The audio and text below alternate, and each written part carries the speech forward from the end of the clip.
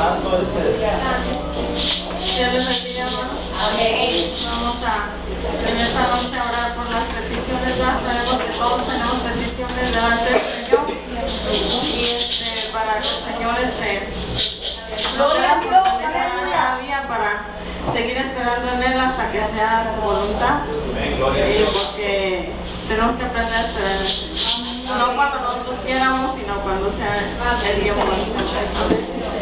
Unámonos todos en oración y poner todo en las manos del Señor. Amén.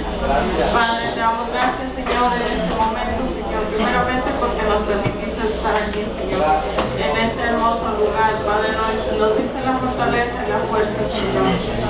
Gracias, maravilloso Dios, en este momento te pedimos, Señor, te ponemos en tus manos, Señor, cada petición, Señor, cada petición de cada uno de mis hermanos, Señor, cada necesidad, Señor, tú las conoces, Señor, tú conoces todas nuestras peticiones que tenemos en secreto delante de ti, Señor.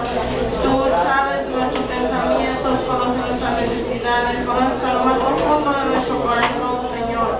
Y en el nombre de Jesús yo te pido, Señor, por cada petición, Señor, que tú la contestes conforme a tu voluntad, conforme a tu tiempo, Señor. Danos la fortaleza y la fuerza para seguir esperando en ti cada día, Señor, porque tú eres maravilloso, Señor. Tu misericordia es grande cada día y tu amor es maravilloso también, Señor. Gracias, hermoso Jesús. En el nombre de Jesús todo te lo pongo en tus manos. Amén. Señor, te bendiga.